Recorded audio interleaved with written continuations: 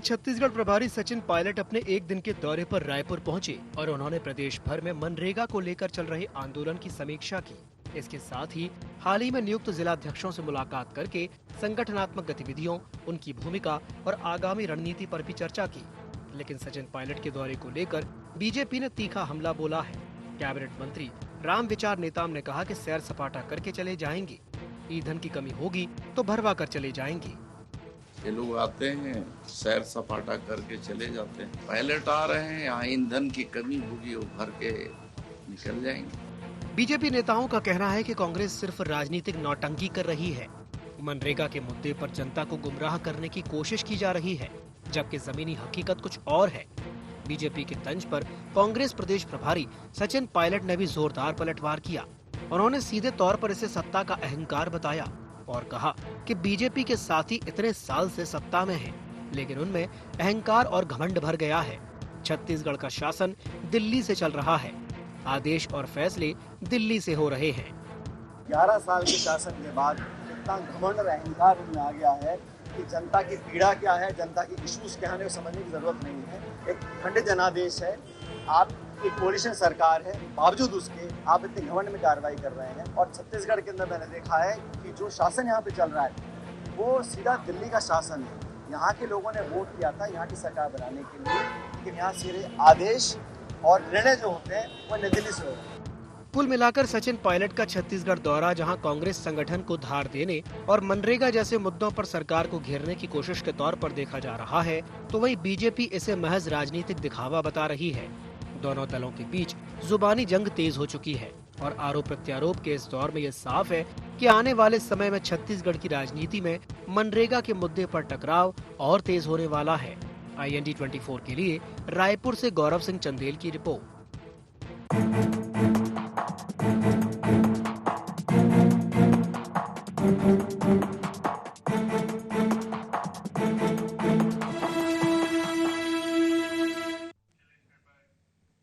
नमस्कार, जय जोहार गुहार। छत्तीसगढ़ में आप सभी का स्वागत है। मैं हूं आपके साथ दिव्यांशु जोशी। तो छत्तीसगढ़ की सियासत एक बार फिर से गर्मा गई है।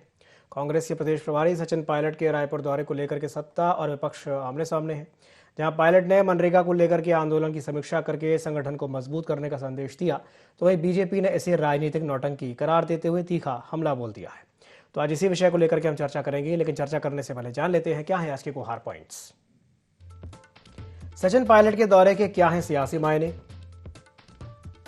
जिला अध्यक्षों की बैठक से कितनी मजबूत होगी कांग्रेस, बीजेपी इसे क्यों बता रही राजनीतिक नौटंकी, कांग्रेस क्यों लगा रही बीजेपी पर अहंकार का आरोप।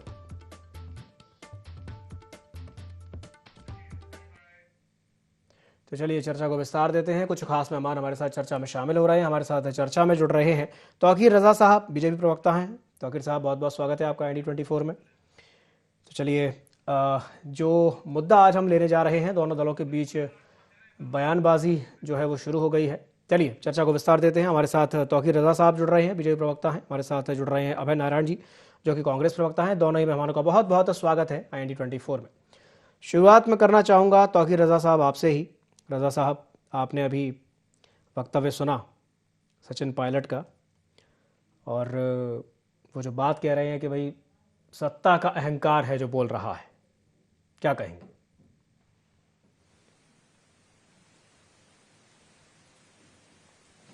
आप सभी को, आपके दर्शकों को मेरा नमस्कार। देखिए, सत्ता का अहंकार तो आपने बीते 5 वर्षों में देखा था। सचिन पायलट जी शायद उस टाइम नहीं आए थे, अगर रहते तो शायद समझ में आता कि उनके पूर्ववर्ती जो प्रभारी रहे उनसे जरा पूछिए जाके कि किस प्रकार से सत्ता का अहंकार ऐसा बोलता था कि कुछ सुनवाई नहीं होती थी। एक महिला जब भूपेश बघेल के आम सभा में जाके शिकायत करती है तो उस लड़की उसको बोलते हैं लड़की चुप हो जा, बैठ जा। SP की शिकायत करते हो तो उस SP के सामने उस लड़की को उसको बोलते हैं लड़की यहाँ नेतागिरी मत कर, बैठ जा। तो ये तो सबने देखा था, वो वीडियो वायरल भी हुआ था और ट्रेंड भी किया था। तो सत्ता का नशा किस प्रकार से बोलता है ये तो आपके नेता भी जानते हैं। आपके समय में भूपेश बघेल की सरकार में जब विधायक जो है एक आपकी कांग्रेस विधायिका रही, उन्होंने कंप्लेंट किया था कि मेरे पर हमला हो सकता है, फिर भी उसकी सिक्योरिटी हटा दी गई थी और वाकई में उसके ऊपर हमला हो गया था। तो ये आपका फेलुअर जो है प्रशासन भी रहा और आपका जो शासन भी रहा। तो हमारी सरकार में इस प्रकार से नहीं होता। रही बात, आप ठीक है प्रभारी हैं, आप आए, आपका ये आंदोलनी मामला है, आप बिल्कुल अपना प्रभार दीजिए, लेकिन एक जानते हैं, ये पूरे प्रदेश की जनता जानती है कि ये मरे हुए जो कांग्रेस की पार्टी है उस पर जान फूंकने की कोशिश करते हैं, उसके अलावा कुछ नहीं कर सकते। लेकिन जान फूंकने के लिए भी एक ताकत चाहिए, वो ताकत सचिन पायलट के पास नहीं है। वो ताकत जो है इनके किसी भी नेता के पास नहीं। इनके पास तो सिर्फ एक ही परिवार दिखता है जो गांधी परिवार की चटुकारता में सिर्फ अंधे हो जाते हैं। तो ये तो आज स्थिति आ गई, उसी कारण से जनता ने इन्हें उखाड़ फेंका है। ये मृत पड़ी कांग्रेस जो है आज जो इसलिए नेपथ्य में चले गई कि इन्होंने गुटबाजी का शिकार बना दिया।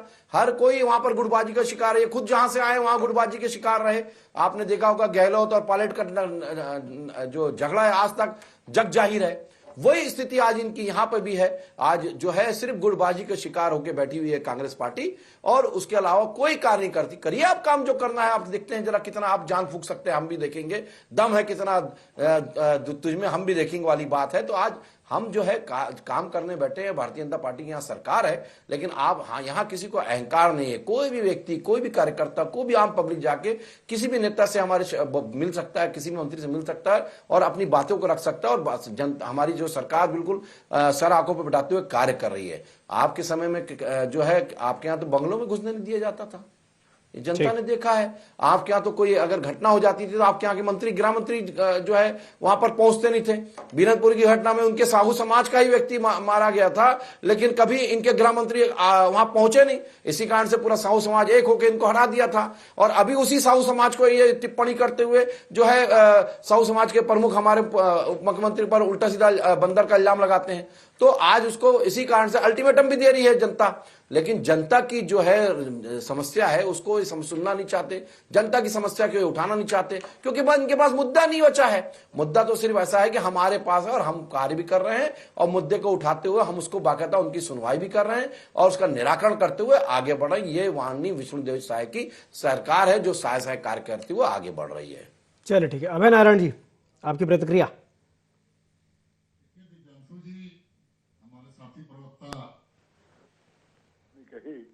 और ये कोई भी प्रवक्ता है किसी भी विषय में बोलने आए, इनके पास केवल 5 साल की बात करने को रहती है। ये 2 साल में तो जाते ही नहीं कि 2 साल में आपने क्या किया है। अभी इन्होंने कहा अहंकार, सत्ता का अहंकार था। अरे सत्ता का अहंकार तो रवि भगत रायगढ़ में भुगता, जिसने ओपी चौधरी के खिलाफ डीएमएस की बात उठाई तो आपने पद से हटा दिया। सत्ता का अहंकार तो ननकीराम कंवर जी को दिखा, जब वो सीएम से मिलने आए तो आपने नजर बंद कर दिया। बहुत उदाहरण है। सत्ता का अहंकार बृजमोहन जी को दिखा कि शिक्षा मंत्री भी नहीं रह गए, परिषद के अध्यक्ष से भी हट गए और उन्होंने कहा स्थगित, तो आपके मंत्री ने अहंकार में कहा कि नहीं होगा। अहंकार की परिभाषा मत करिए। 2 साल में हम सब काम की बात करें। सचिन पायलट जी का आगमन प्रभारी के रूप में रूटीन हुआ है। वो प्रभारी है छत्तीसगढ़ प्रदेश कांग्रेस कमेटी के राष्ट्रीय महासचिव हैं, उनका आना जाना यहाँ लगा रहता है। अभी मनरेगा को लेकर कांग्रेस ने राष्ट्रीय स्तर पर आंदोलन खड़ा करने का निर्णय लिया है। मनरेगा महासंग्राम के नाम से, मनरेगा बचाओ संग्राम के नाम से महासंग्राम चलाएंगे हम कि भारतीय जनता पार्टी के केंद्र की सरकार को घुटने टेकने में मजबूत करेंगे कि मनरेगा वापस आए। उसको लेकर सचिन पायलट जी आए हैं। संगठन सृजन के माध्यम से जिलाध्यक्षों की नियुक्ति हुई है, उनकी बैठक बुलाई गई, प्रभारियों की बैठक बुलाई गई। नेता प्रतिपक्ष और दीपक बैज जी के नेतृत्व में वो बैठक सचिन पायलट जी की उपस्थिति में, जांगीड़ जी, संपत कुमार की उपस्थिति में हुई और दिशा निर्देश आंदोलन को लेकर दिए गए। 2 साल की जहां तक बात है, 2 साल में या भाजपा के 11 साल में छत्तीसगढ़ में एक काम हुआ हो। 3100 रुपये आप दे रहे हैं, महतारी बंधन आप दे रहे हैं, इसके अलावा कोई काम नहीं हो रहा है। हमारी 95 योजनाएं थी जनता के लिए। गौठान था, गोबर खरीदी थी, आर्बन स्कूल था, ये तमाम जो योजनाएं थी, जो जनता की योजनाएं थी, आपने भ्रष्टाचार करके इनको बंद कर दिया। उसकी जगह पे ना तो गौ अभ्यारण्य आया, ना उसकी जगह पे आपका गौ सदन आया, केवल आप बात कर रहे हैं। तो मैं तो ये कहूंगा कि जब भी सचिन पायलट छत्तीसगढ़ आते हैं, कांग्रेस के कोई नेता आते हैं, तो घबराहट होती है। घबराहट होती है तो टिप्पणी करते हैं। अरे आप अपने संगठन की देखिए, आपके नवीन जी राष्ट्रीय अध्यक्ष बने, हमने कोई टिप्पणी नहीं की। आपके नेता रोज आते हैं, आरएसएस के नेता रोज आ रहे हैं, हिंदू जागरण सभा कर रहे हैं, हम कोई टिप्पणी नहीं करते। आप राजनीतिक दल के रूप में अपना काम कर रहे हैं, हम राजनीतिक दल के रूप में अपना। जनता ने 2 निर्णय दिया, भारतीय जनता पार्टी को सत्ता दी, कांग्रेस को विपक्ष दिया। तो विपक्ष की भूमिका हम निभाएंगे और हर कदम पे आपकी जो जनतांत्रिक मूल्यों के खिलाफ होगा, जो जनता के खिलाफ होगा, जो जन योजनाएं बंद होगी, उनका मुकाबला हम सचिन पायलट के नेतृत्व में, दीपक बैद के नेतृत्व में, डॉक्टर चरणदास महंत के नेतृत्व में करेंगे। इसमें कोई घबराने की बात नहीं। तौकीर साहब, ये आप 5 साल को बात करना छोड़िए, 5 साल की में आपने बात की, जनता ने सत्ता बदल दिया, अब सत्ता में आप हैं। 2 साल में आप बताइए जम्बूरी क्यों, कि जम्बूरी का झगड़ा किसका है? कांग्रेस का है। सकरी में, बिलासपुर के सकरी में 5 जनवरी को उप मुख्यमंत्री जी का कार्यक्रम था, विकास योजनाएं चालू होने वाली थी 60-65 करोड़ की, केवल इसलिए कैंसिल हो गई कि उसमें केंद्रीय मंत्री का नाम नहीं था, अमर अग्रवाल जी का नाम नहीं था, धर्मलाल कौशिक का नाम नहीं था। अपने झगड़ों को देखिए, सत्ता के अहंकार को देखिए, जो मंत्रियों का अहंकार सिर चढ़ के बोल रहा है, जो गोडसे की तारीफ कर रहे हैं। टंगराम वर्मा जी ने आज गोडसे की तारीफ की, जरा उन सब पर ध्यान दीजिए। कांग्रेस के सचिन पायलट जी मनरेगा के आंदोलन के लिए अभी तक के 2 साल के कार्यप्रणाली की चर्चा करने और जिला अध्यक्षों से बातचीत कर अपने संगठन को कैसे मजबूत करें और जनता की लड़ाई कैसे लड़े। सत्ता की लड़ाई आप लड़ते हैं, साल भर आप सत्ता में काबिज होने का सपना देखते हैं, हम साल भर सपना देखते हैं कि जनता। ठीक है, चलिए, मैं मनीष जी भी हमारे साथ चर्चा में शामिल हो गए, एक टिप्पणी उनसे ले लूं, फिर आपके पास वापस से आऊंगा। मनीष जी, बहुत बहुत स्वागत है आपका ID24 में। मनीष जी, आपने दोनों ही प्रवक्ताओं को सुना और सचिन पायलट आए थे, तो मैं आप ही से जानना चाहूंगा, आप उनके इस दौरे को कैसे देखते हैं और आपको क्या लगता है कि उनके आने से कांग्रेस और कितनी मजबूत हो पाएगी? मनीष जी। देखिए, मुझे लगता है कि किसी भी राजनीतिक दल के जो प्रदेश प्रभारी होते हैं, उनके दौरे लगातार मुझे लगता है संगठनात्मक दृष्टिकोण से होते रहते हैं और सचिन पायलट के इस दौरे को भी उसी दृष्टिकोण से देखना चाहिए। भविष्य में सरकार के खिलाफ क्या क्या आंदोलन कांग्रेस कर सकती है, किन विषयों पर लेकर के हम जनता के बीच जा सकते हैं, कैसे जनता से कनेक्ट हो सकते हैं, जनता की समस्याओं को कितनी तत्परता से हम उठा सकते हैं और संगठन की वर्तमान जो स्थितियां हैं, जो नए जिला अध्यक्ष नियुक्त हुए हैं, उनको लेकर के उनका ये सब दौरा था और उसी को दृष्टिकोण से देखना चाहिए। देखिए, मुझे एक सबसे महत्वपूर्ण चीज ये है कि जिस बात को लेकर के कहा जा रहा है बार बार की मनरेगा को लेकर के, जैसा मैं कांग्रेस के प्रवक्ता को सुन भी रहा था कि मनरेगा को हम वापस लेकर के आएंगे, तो मुझे लगता है मनरेगा को वापस लाने का नहीं, मुझे तो उसका जो नाम परिवर्तन हुआ है उसको लेकर के आपको आंदोलन करना चाहिए और इस बात को बड़ी दमदारी से उठाना चाहिए। लेकिन हाँ, एक चीज ये जरूर है कि जब जब प्रदेश में सत्ता परिवर्तन होता है तो वहां पर योजनाओं के नाम को बदलना राजनीतिक दलों का एक सगल सा हो गया है कि जब भी कोई योजनाएं रहती हैं उसका नाम बदल दो और दूसरे नाम से रख दो, फिर उसमें कुछ परिवर्तन कर दो। इस प्रकार की चीजें लगातार होती है, चाहे भारतीय जनता पार्टी सत्ता में रहे चाहे कांग्रेस सत्ता में रहे, ये लगातार होते रहता है। इन चीजों से बचना चाहिए। आप जो योजनाएं जनता के हित में हैं, जिस योजनाओं से अंतिम पंक्ति के अंतिम व्यक्ति तक आप उसका लाभ पहुंचा सकते हैं, उसके जीवन स्तर को ऊंचा उठा सकते हैं, उन योजनाओं को मुझे लगता है कि लागू रहने देना चाहिए। उनमें परिवर्तन जो होना है उसमें कहीं कोई गुरेज नहीं है कि समय के साथ परिवर्तन होना चाहिए, मगर जो योजनाएं जनता के हित की हैं उन योजनाओं को कंटिन्यू रखना चाहिए। आप राजनीतिक प्रतिबद्धता अपनी रखिए, अपने वादों को भी पूरा करिए, मगर जो योजनाएं जनता के हित की हैं उनको जो है बनाए रखना चाहिए। चलिए, ठीक है। रजा साहब, वो कह रहे हैं कि भाई योजना को बनाए रखना चाहिए।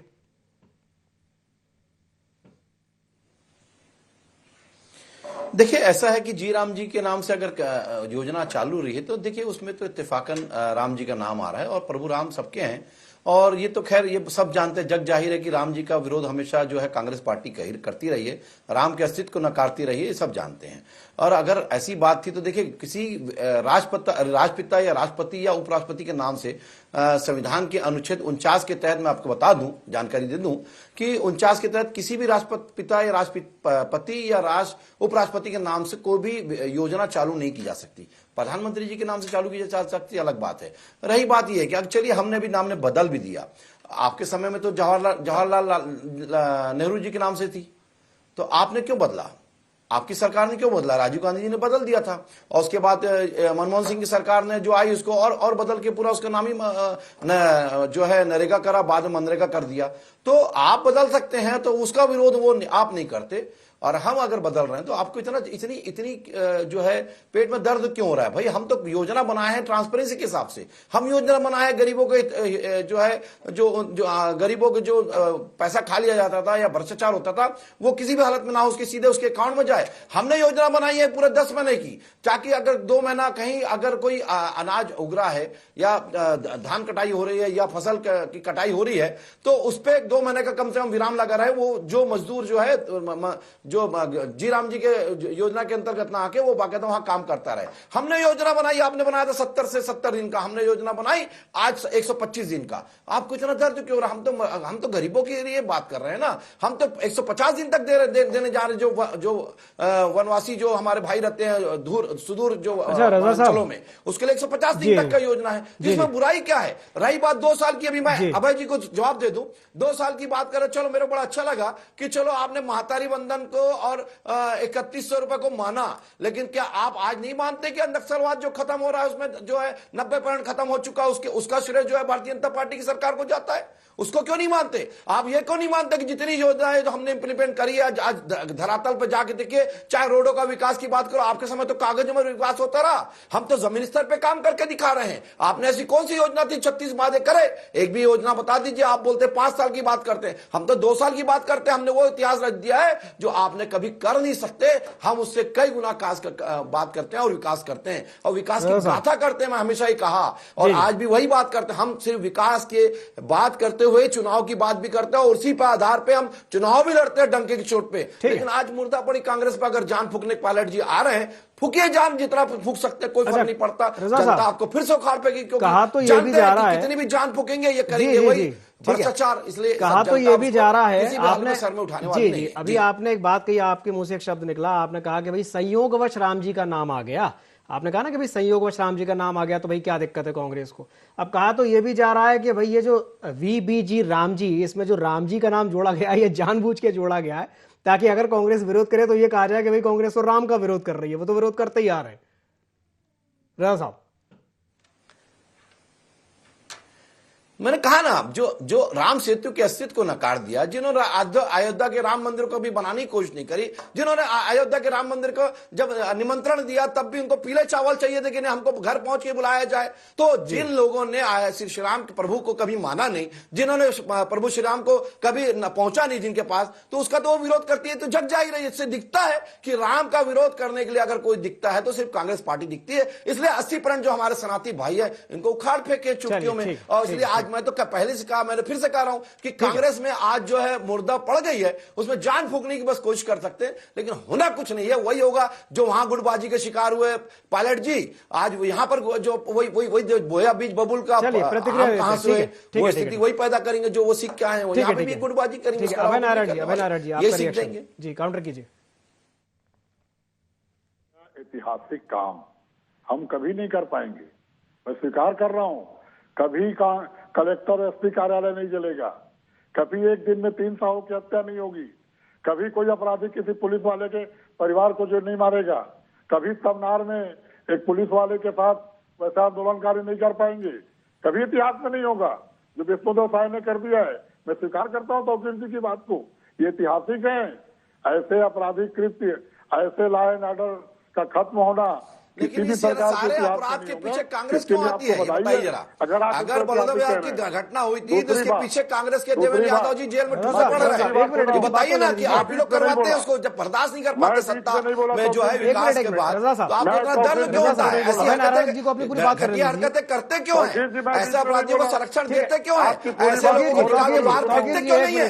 जरा ये भी बता दीजिए भाई जी। हम तो बताते हैं कि हम तो घटना को रोकने के लिए पूरा लगाम लगाते हैं। एक मिनट जी, अभय नारायण जी बोलिए। सुनने की और सहने की क्षमता रखिए।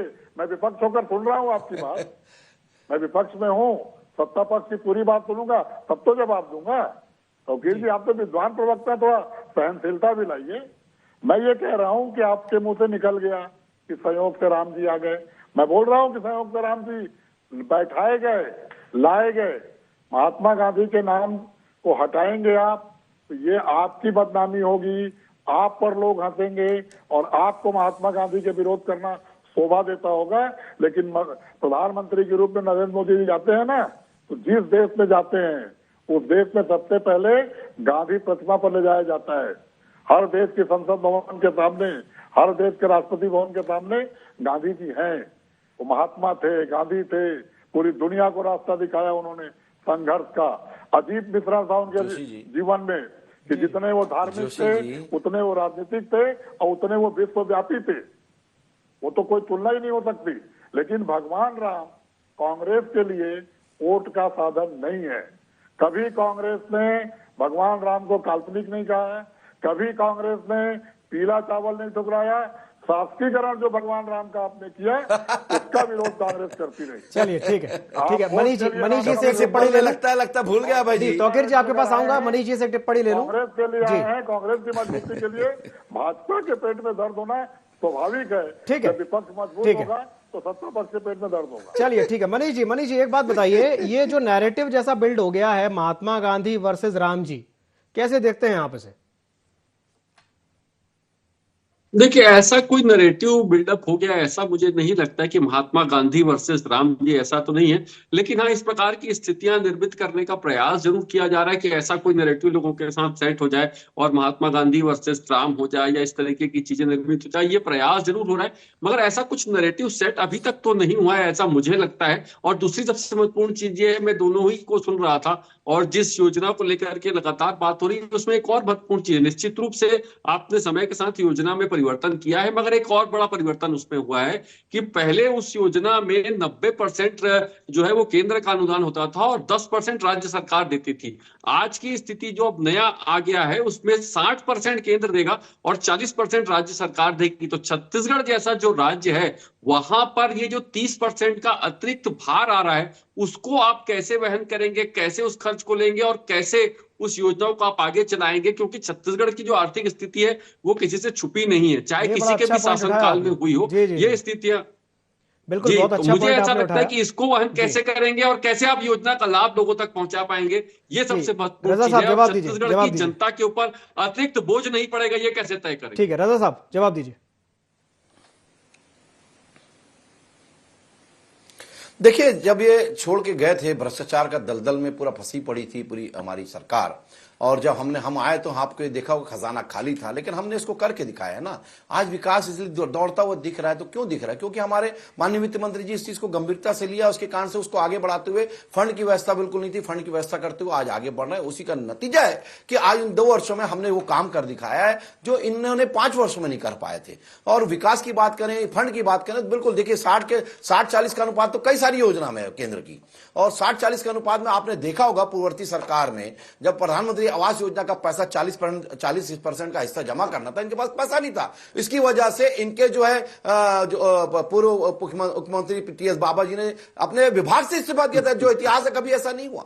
ये दिखाता है कि आपके समय में पैसा नहीं था, हमारे समय पैसा है। और हम अगर हमारे समय में अगर केंद्र की योजना आ रही है तो 60 और 40 के अनुपात से आप देखें तो 60% बहुत आ रहा है, 40% हमारे पास क्षमता है, उसको करके दिखाएंगे। और जनता को पैसा, जनता के जो है बाकायदा गरीबों के जो गरीबों का पैसा गरीबों के पास पहुंचेगा। ये हमारी सरकार का। अभय जी कुछ कहना चाह रहे हैं? जी अभय जी। था जिसे योजना बना दिया गया, 90-10 का था, राज्यों पे बोझ नहीं आता था और सबसे अच्छी बात थी कि मांग आधारित था।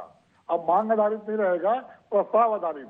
मतलब गांवों की जो संरचना थी, पंचायती राज की जो संरचना थी, उसको भी समाप्त करने का काम और गांधी और अंबेडकर के विचारों को ग्राम स्वराज के बात को समाप्त करने का काम किया जा रहा है मनरेगा में बदलाव करके। दर्द इसलिए हो रहा है आपको क्योंकि भ्रष्टाचार का पूरा आपने दलदल बना के रखा था रैकेट, हमने उसे खत्म कर दिया।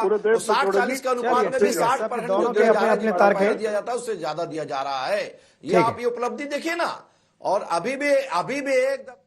चलिए ठीक है, दोनों ही अपने अपने तर्क दे रहे हैं। बहुत बहुत धन्यवाद आप तीनों महानुभावों को हमारे साथ जुड़ने के लिए, चर्चा में शामिल होने के लिए। समय सीमा समाप्त होने जा रही है, समय सीमा समाप्त हो रही है। समय की बाध्यता के चलते चर्चा को समाप्त करना चाहूंगा। बहुत बहुत धन्यवाद। बने रहिए ID24 के साथ। नमस्कार।